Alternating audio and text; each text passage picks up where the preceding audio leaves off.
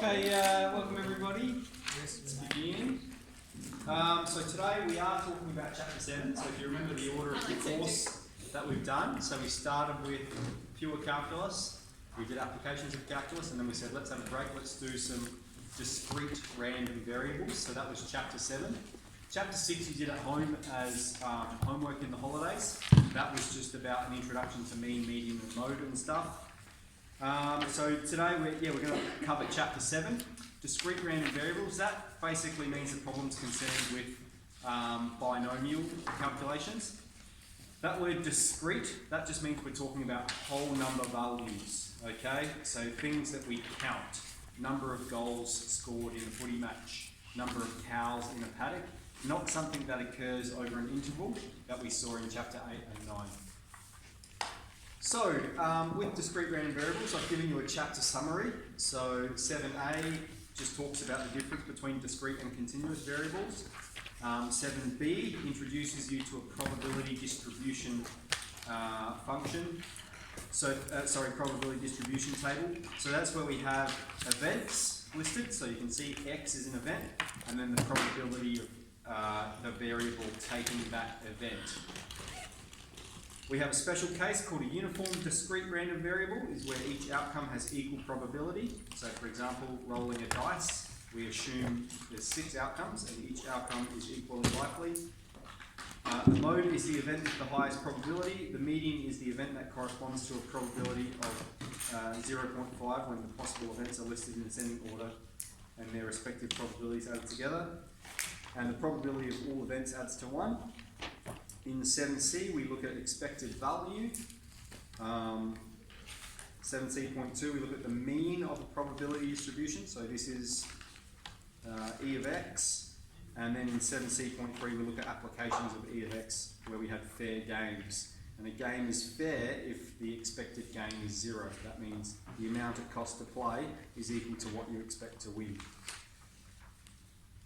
We learned how to calculate standard deviation manually. We learnt about how y as a distribution of x and the properties of that in 7e. 7f we learn about the Bernoulli distribution. So a Bernoulli random variable has those properties. So there's one trial with 2 outcomes, and we've got mean, variance and standard deviation of a Bernoulli listed there. Binomial just means Bernoulli, but repeating it a number of times. And so within binomial distribution, we had exact outcomes. So we've got the formula there for an exact outcome, as well as cumulative outcomes that we looked at in 7g2, and then 7g3, mean and standard deviation of the binomial distribution. So I've printed off just a couple of questions. I think they're just scattered throughout Chapter 7, and we're just going to work through these together. Any questions at this stage? Okay, so question 1. The policeman is inspecting the safety of tyres on cars passing through a checkpoint. The number of tyres X which needed replacing on a car followed the probability distribution below. Okay, so most cars don't need any. Okay, so the probability, what we've got here, 0 tyres, these are the possible events. These are the probabilities of the events. So 0 tyres, 68% of cars need 0 tyres replaced. Alright, we've got 20% of cars need 1 tyre replaced. 2, 3. 3 is K and 2 is 0.06. Now part A says find the value of K. So this is as simple as all probabilities add to 1, and so we're just going to do 1, take away all of the stuff we've got here. So we have 0.7, 0.9, 0.96, 0.04. Okay, so for part A, K equals 0.04. Okay, the mode of the distribution. Okay, so the mode is the event that has the highest probability. So the mode is 0 tyres. Now the mode is not the probability, it's the event that corresponds to the highest probability. Okay, C, find the probability of x being more than 1. and interpret this value. Now, this is an important point to make with discrete variables. Find the probability of x being greater than 1. Okay? So this means it has to be more than 1. So the next possible value more than 1 is 2.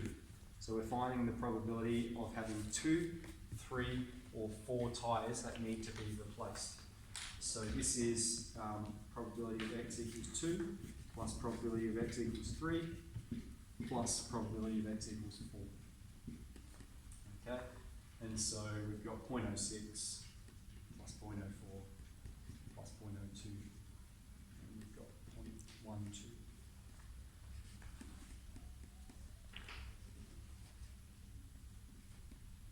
And interpret this value. This is the probability of a given car needing needing more than one tyre replaced.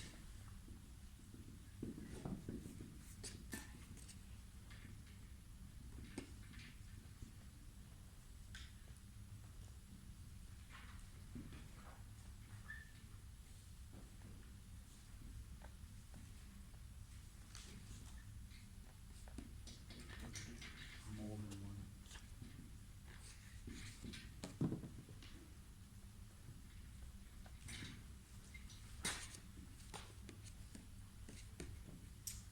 Okay, now I want to contrast that with when we're doing NCD calculations. Okay, so if we were given this as an NCD calculation, our lower boundary would still be 1. Okay, because when we're talking about intervals, 1 is the same as 1.000000. Doesn't matter how many zeros you put in there, 1. Okay, so because when we're talking about continuous intervals, we have to consider every possible value. We include that in the lower boundary.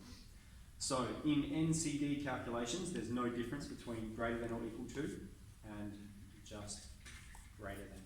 It makes a big difference when we're talking about discrete random variables. So the question to ask yourself is, am I counting? Okay, here we're counting numbers of tyres. Or am I measuring something? Height, weight, etc. If we're measuring it, it's normal distribution. If we're counting it, it's binomial. All right, any questions about that? Let's move on to 2. When Ernie goes fishing, he catches 0, 1, 2, or 3 fish with the probabilities shown. On average, how many fish would you expect Ernie to catch per fishing trip? So this just wants us to find the average of this distribution. So we've got 0, 1, 2, or 3 fish.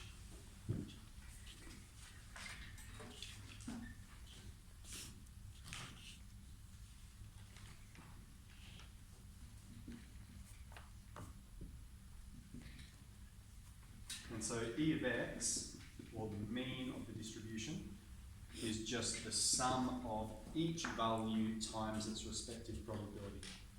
So we have 0 times 0.17 plus 1 times 0.28 plus 2 times 0.36 and plus 3 times 0.19.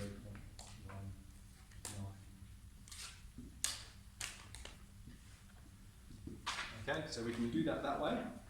The other way we can do it is on our calculator.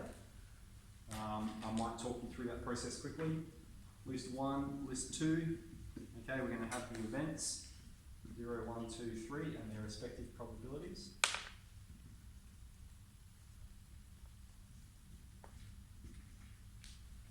Okay, I'm done with my calculator. But what you'll need to make sure you've got the settings right.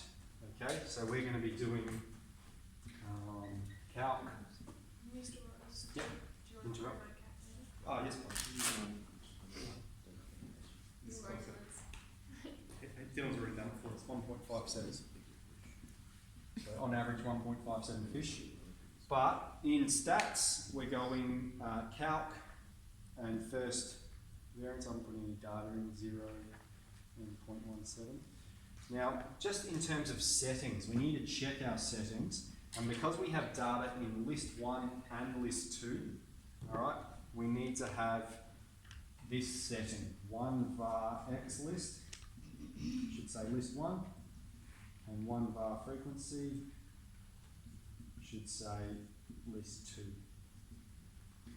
Alright, so you can change that setting, and that's what we want it to be when we've got 2 sets of data. We want it to look like this, list 1, list 2. Everyone remember that? Good. And then it's going to tell you all that information. It tells you the mode, the median, the standard deviation. I might come back in a sec. Okay. Do you know anything about the 500 summary that we used to do in like year 11? Because we didn't really learn that this year. Yeah. I'll check, but I don't think so. Okay. Yeah. What I might do at the end of this lesson, I'll pull up the curriculum statement and we'll have a look together and I'll show you how to read it. Yeah.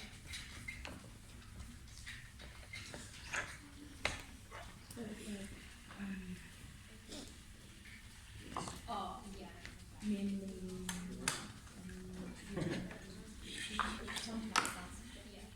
Okay. So number 3, calculate the mean, median and mode of the distribution. So this might be an example of where we use the calculator. We've got some events, and you won't always have the context for these events. Sometimes they're just going to say, well, the events are 1, 2 or 3, and their respective probabilities are 0.3, 0.4 and 0.3. 0.3. Okay, now let's talk about finding the mean, median and mode manually, because you could just find this on your calculator. Okay, list 1, list 2, calc. It'll generate those answers for you. So how are we going to do this manually? Well, first the mean is E of x, which is the sum of the events times their probabilities.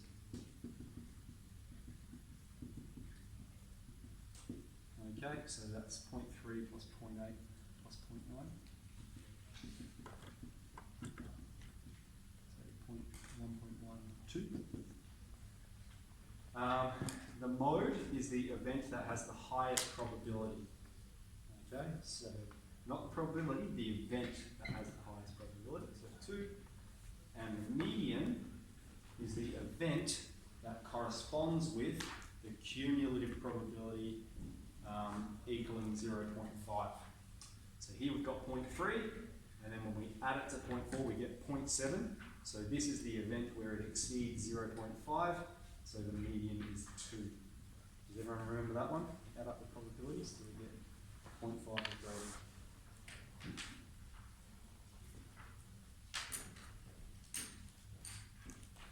Okay, number 4. What's standard deviation? Okay, standard deviation. Let's do that manually. So, the formula. So this would be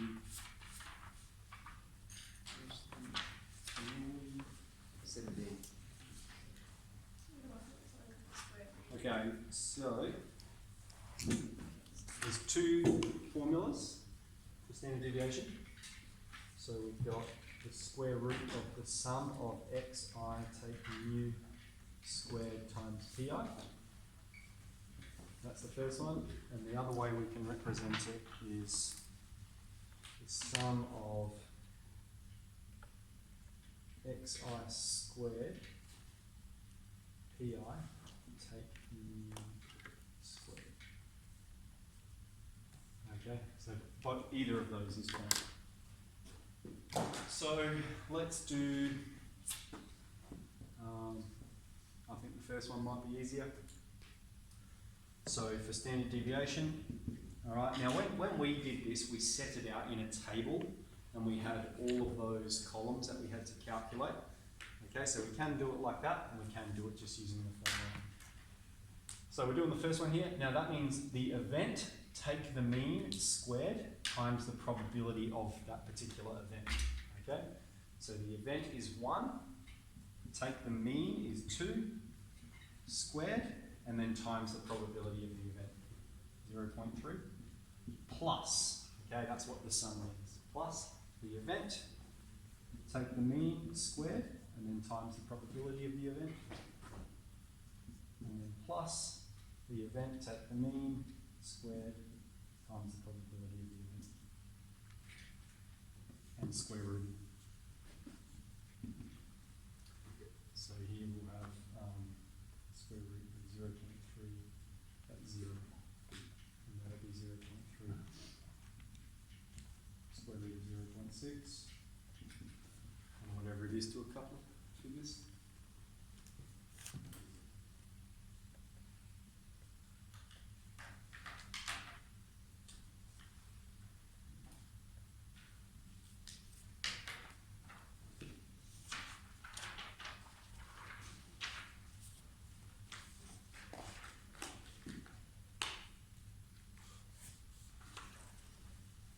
Number 4.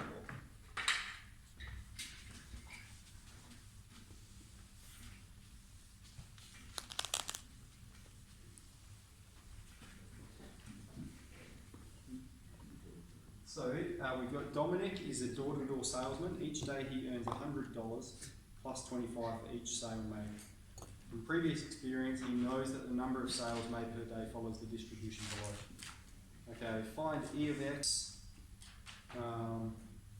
variance of X and standard deviation of X. So I might do this one just in the calculator, just to save a bit of time. So this is 0, X, 0, 1, 2, 3, 5.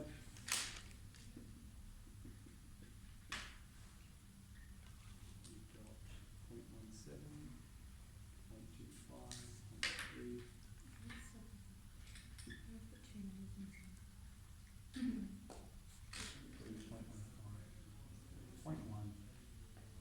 0.3. Alright, has anyone calculated it? Yeah.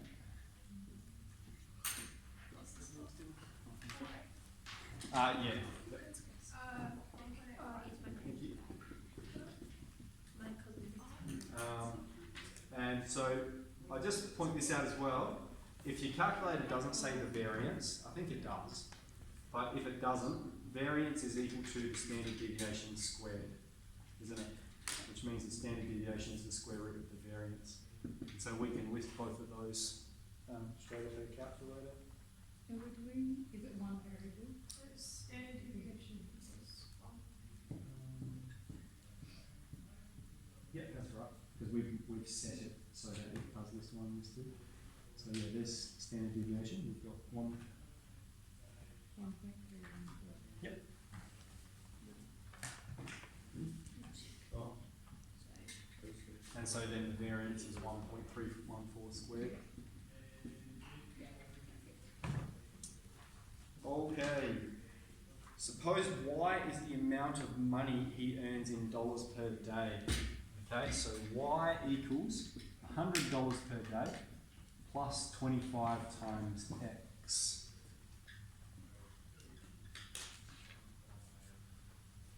plus or times?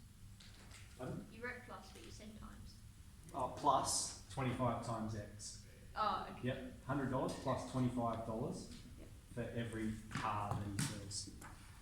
Okay, so that's on page 203. There's those formulas there. We've got E of AX plus B is equal to A times E of X plus B. We've got variance of AX plus B is equal to A squared times the variance of X. And the standard deviation of AX plus B is equal to the modulus of A times the standard deviation of X. So those are the three formulas we're using there. And then that's what it wants us to do. Hence find E of Y. So what we've got here, this question, we've got the distribution of cars. Okay, so this is the probability of him selling a certain amount of car.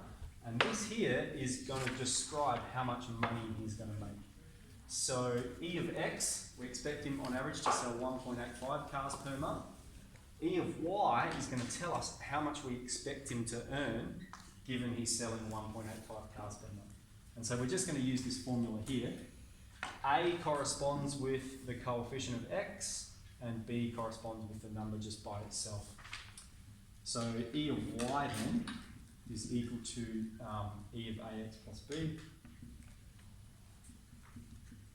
which is equal to A times E of X. So 25 times, and E of X we've calculated up here, 1.85, and then plus 100.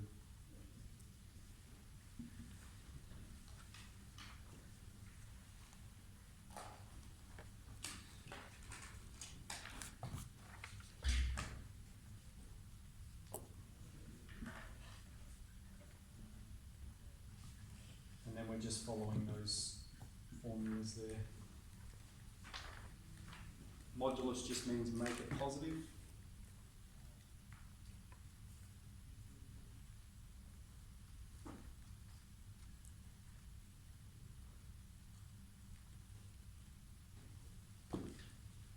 Cool.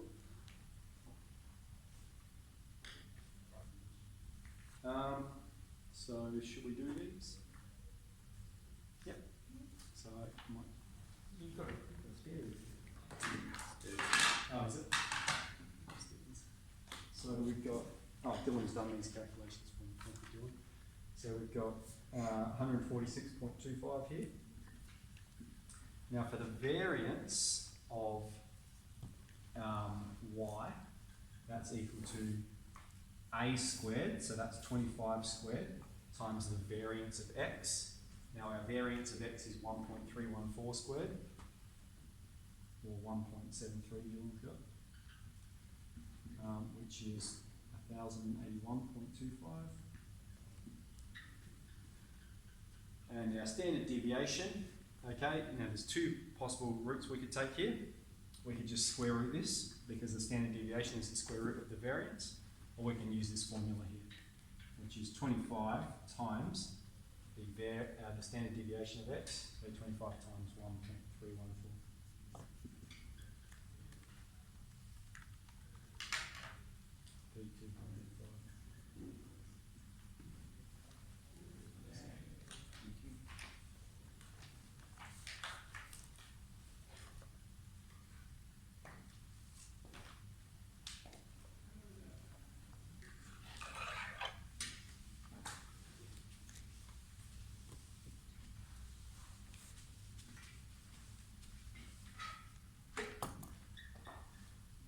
Okay.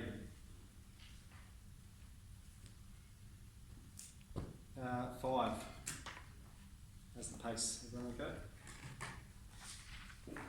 Consider the spinner. Let x equals 1 if the outcome is red. Let x equals 0 if the outcome is white. Explain why x is a Bernoulli random variable. Okay, so Bernoulli random variable has two properties. The first one is that there are two possible outcomes. So that is x is 1 or x is 0. That is success or failure, red or white. And the other contingency is 1 try.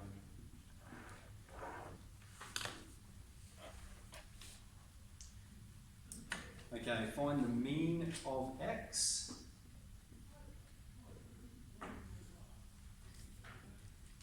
Okay, now the mean of x for Bernoulli is equal to p, where p is the probability of success, q is the probability of failure. And also remember, like the number 1 corresponds with success, and the number 0 corresponds with failure. This is the event occurring, this is the event not occurring. So the mean then is equal to 3 out of 4, because that's the probability of getting red. And the standard deviation is the square root of p times q. Okay, so excuse me, that's the mean. And the standard deviation is the square root of 3 on 4 times the inverse of 3 on 4.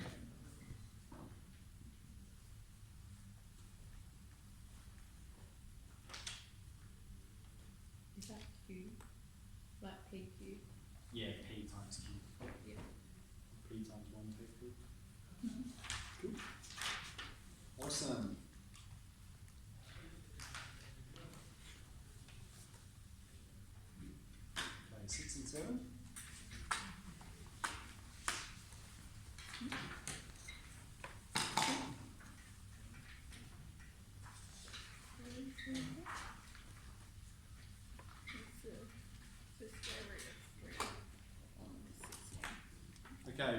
reports show that 6% of the items assembled on a production line are faulty. A random sample of 12 items is taken without replacement. Find the probability that none will be faulty. Okay? So we've got 0 through to 12. What question are we doing? It's just on the first one. 5.5. Yeah, it's like, it should be 6, shouldn't it? The 6 should belong to that. 10, 11, 12. So there's 12 bolts, and we could have 0 that are faulty, all the way through to, there could be 6 faulty, there could be 12 of them faulty. We're doing an example of 12. It says find the probability that none are faulty. That means find the probability of this event. So that is find the probability that our random variable is equal to 0. Okay, there are 2 ways to do this. The first is using the binomial distribution formula.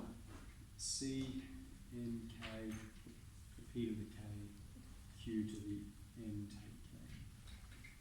Alright? Yeah. I think this is the longer way, but I want to revise this. So what this says, we have 12 trials, 0 successes. Okay, we're talking about none of them being faulty. Now the probability of it being faulty is 6%, so we've got 0.06 to the power of 0 times the probability of all of them being, so the inverse of 0.06, 0.94, all of them being legit, not faulty. Okay, so we can calculate that. That's the first way to think about it. The second way is to just do 0.94 to the power of 12. Okay? Because this is the probability of every single one being okay. Alright, it's the probability of the first one being fine, times the probability of the second one being fine, times the probability of the third one being fine. Okay? And now lastly, the third way is a Bpd calculation. So there's 2 ways we can access that, in run map or in your statistics mode. And it comes up like this. NP, I can't remember. NPK or something like that. Bpd XNP. Thank you.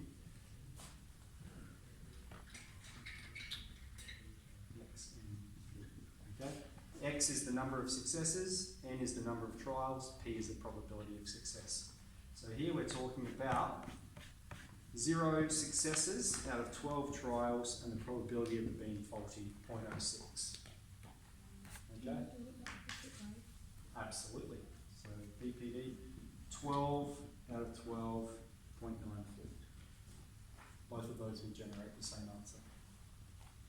So what did we get when we calculated all of these?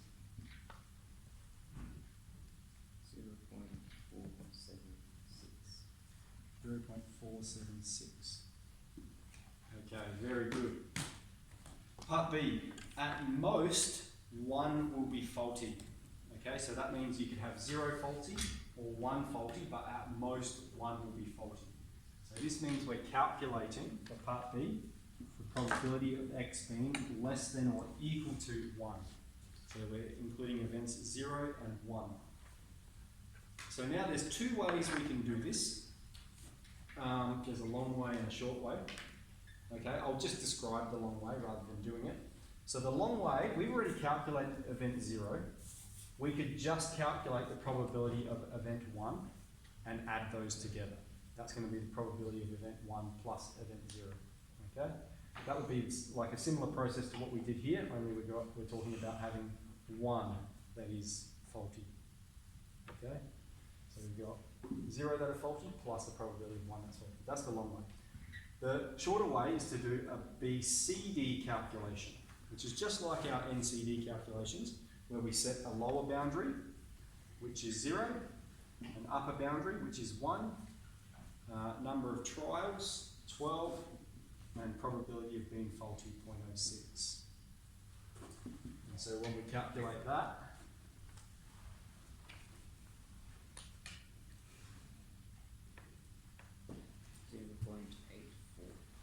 0.84. Okay, so 84% chance of one or fewer being faulty. So how about C? At least two. So see how I've drawn this up here? It helps us to think about it, doesn't it? At least two. That means two or more. So it's talking about the probability of this event. Okay, now straight away, I would be thinking of, well, we've already calculated this event, so this event here is just going to be 1 take away the probability of that, okay, because all probabilities add to 1. So it's going to be 16%, or 0.16. Of course, the other way to calculate it is the probability of x being greater than 2, and so that's BCD. Our lower boundary is 2, upper boundary 12, 12 trials, and 0.06 of being faulty. Alright, that's going to give us that 0.16. Okay, so these are the relationships we're talking about. And D. Less than 4 will be faulty. Okay, so notice how it says less than 4. So if you've got, that's what's useful about these sort of number lines, is if here's 4, less than 4 is going to be here. And so because it's talking about less than 4, it's talking about 3, 2, 1, or 0. So again, we're calculating the probability of x being less than or equal to 3.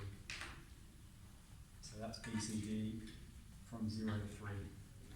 12, 0.06. What do we get when we calculate that? 0.996. So we're 99.6% sure that 3 or fewer will be faulty. Cool? Okay. Last one.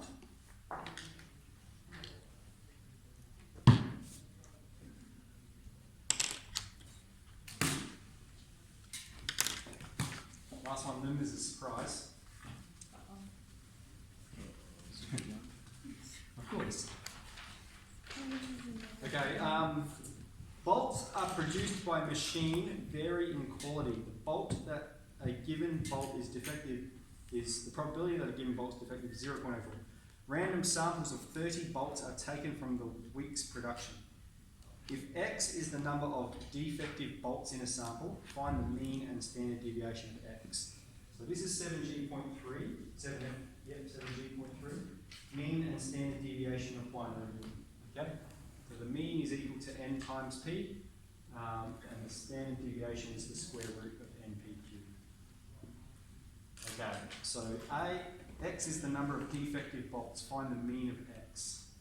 So the mean of X is equal to the number of trials times the probability of X. So 30 trials, and the probability of X is that it's defective is 0.04. Okay for that? Hello, anybody?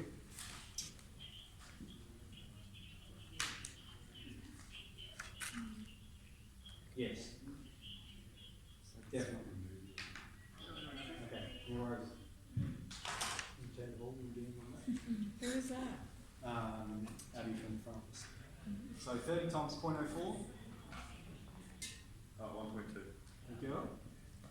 And then our standard deviation of X, square root of 30 times 0.04 times 0.96. Proof of work. 1.37. Okay, then for the mean of Y, or part B, Y is the number of non-defective bolts. Find the mean and standard deviation of Y. Well, the mean of Y is equal to the number of trials times the probability of a bolt not being defective. So 0.96, and we get 28.8. Okay, how did I know that?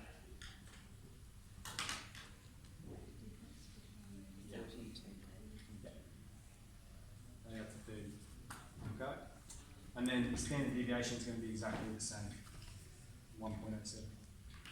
Cool. Any questions?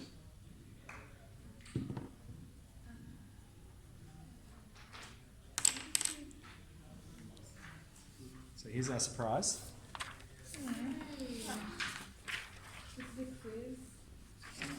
This is a quiz.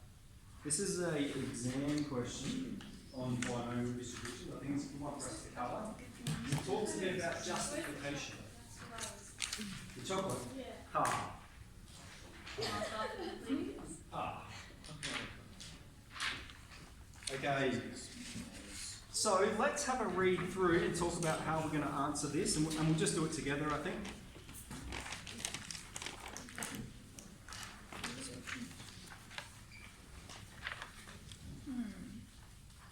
Okie dokie. So, at a crocodile farm in the Northern Territory, an experiment is devised to test whether or not a particular crocodile, given the choice of three meats, chicken, lamb, and buffalo, will have a preference for chicken. 3 poles are hung above the crocodile, each one having each type of meat hanging from the end. And a particular crocodile, Fiery Fred, is chosen, and he is allowed 1 attempt per day over 8 consecutive days to leap out of the pool and grab one of the types of meat. It is assumed that his choice of meat each day is independent of his choice on any other day. So that just means each day the type of meat are placed in different positions, and so we're assuming to begin with that the probability is going to be random, what he's going to choose. Right? So we've got buffalo, chicken, and lamb. State that, let X be the random variable representing the number of times Fred grabs the chicken in 8 attempts. Okay, so that's what we're doing. We're repeating this experiment 8 times. State the distribution of X. So this is going to be a bit of a stretch for you. Remember how we've got 2 ways we can state distribution. We've got binomial, and we've got normal. And normal is mean and standard deviation squared, I think. Okay, so it asks us to state this distribution. Now, what do we think it might be? Binomial or normal? Binomial, absolutely, because we're counting the number of times he's going to eat chicken. So to answer this question, it's binomially distributed. The number of trials, 8, and the probability of choosing chicken, we're assuming is 1 on 3. Over the 8-day period, what is the expected number of times Fred will choose chicken? Okay, so the expected number for a binomial distribution, the mean of the binomial distribution, is n times p. So this is 8 times a third, 2.6 times.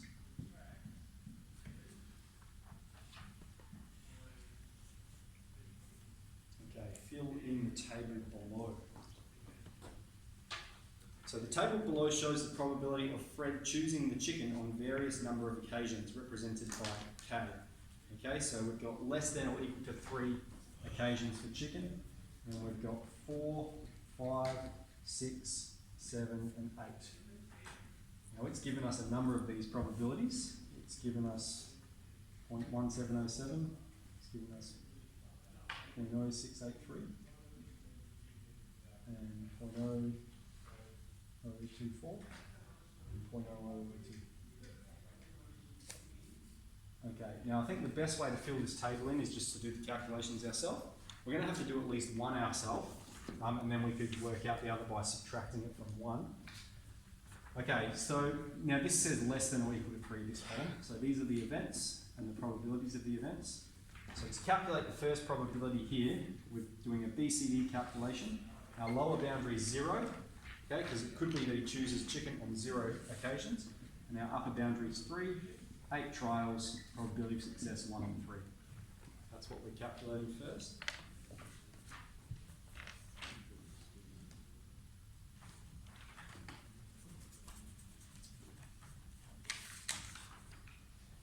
What do we get? 0.7. No, that's probably right, because these are quite small. So, yeah. Anyone else? 741. 0.741? I'm happy with that. Okay, and so then the other way we could do this probability is 1, take away every single one, but that could be quite tedious. I think we could just do a Bpd calculation, and we're saying what's the probability of him choosing it exactly 6 times out of 8 trials, and we're assuming the probability that he chooses is 1 on 3. Okay, and so what do we get for 6?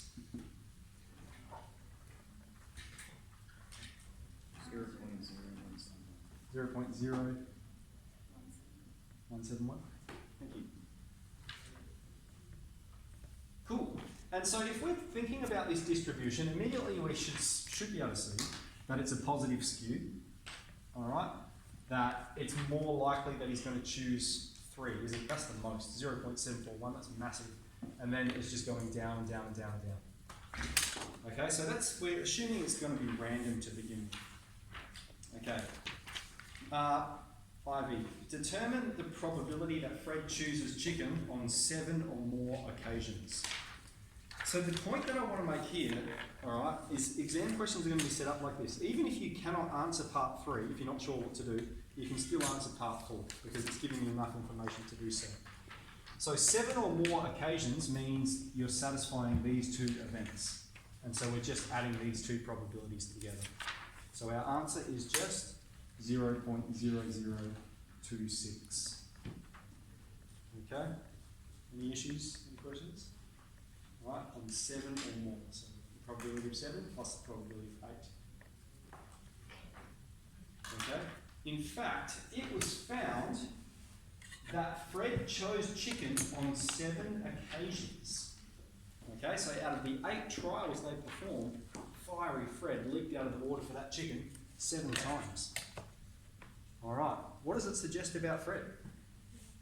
He prefers chicken. Okay, so we need to make 2 statements here. The first is that Fred prefers chicken, or it appears Fred prefers chicken.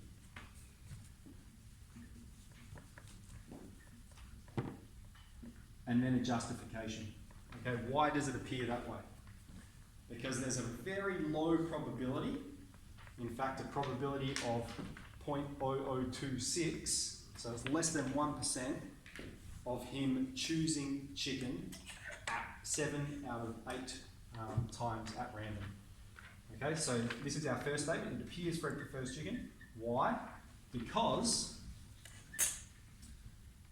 there is a very low probability, or you can reference the probability, 0.0026. That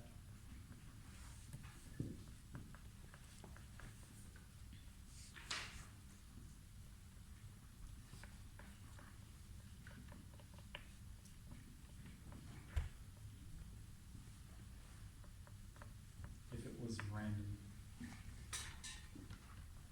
Okay, so if it was random, it's very unlikely that he would choose it 7 times. He did choose it 7 times, therefore it seems he prefers chicken.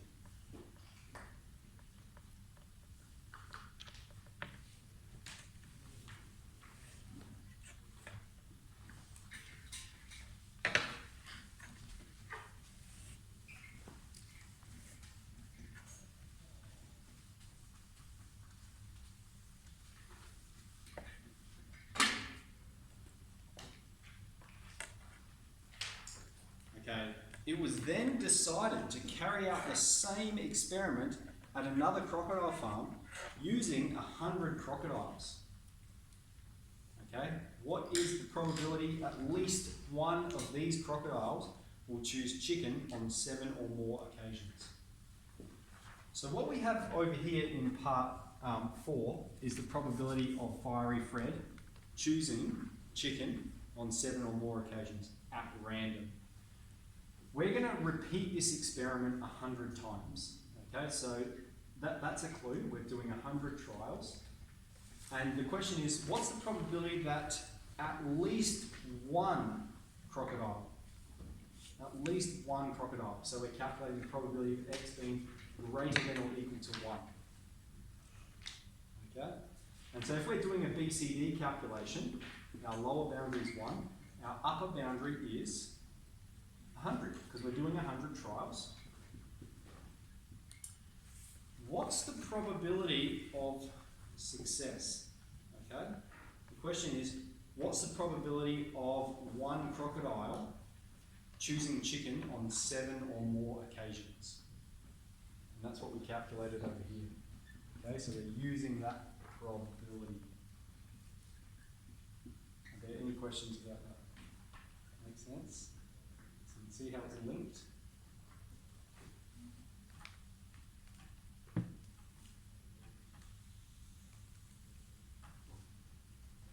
Will we be using the probability of in part B, like 7 over 8? 7 over 8. Because he chose 7, chose it on 7 occasions. No, because then we're assuming, if we're doing that, we're assuming that all these crocodiles are going to follow the same probability that Fred did. So yeah, it has to be this one, because if he's choosing it at random, it's very unlikely that he's going to choose 7 or more. Yeah. So it has to be the sum of these events. So we're assuming it's random. What's the probability of it happening to be 7 or more if it's random? 0.0026. Alright, because if it's random, you'd expect him to choose chicken a couple of times, beef a couple of times, lamb a couple of times. You'd expect it to be roughly even if it was random. And so that's why we've got a very low probability of it being 7 or more times. Okay, so when we calculate this, what do we get? 0.229. Awesome. So what that means is there's a 22.9% chance that at least one crocodile out of 100 would choose chicken randomly 7 out of 8 times. Okay? So then, there's 2 ways we can answer part 2, and really it's just looking for a justification. Okay? So the 2 ways are, does this result change your suggestion about Fred's preferences? You could say yes, absolutely. Look, we've performed this experiment 100 times. You know, we've got roughly a 1 in 4 chance of it happening to at least one crocodile, and Fred's the crocodile it happened to. Okay, so that's one way we can answer it. The other way is to say, no, Fred was conducted independently of these 100 trials. Okay, so no, it does not change it. It does seem that Fred prefers chicken. Or you could say this is not sufficiently large enough to suggest that it's going to happen randomly. Okay? It's still quite low, isn't it? It's less than 1 in 4. So there's 2 possible ways to answer that, but what they're looking for is justification, not what's the correct answer, what's your justification. Cool? Alright, that's enough for me. I'm going to bring up that curriculum statement. So we'll talk through Did you want me to get mine? I might bring it up and show everyone, I think. Just in case you need to. Reckon we should get some there, or what?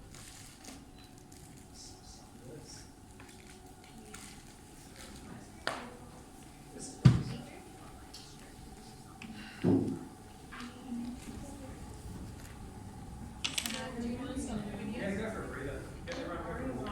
I gotta go get some stuff downstairs. Oh yeah, you're right.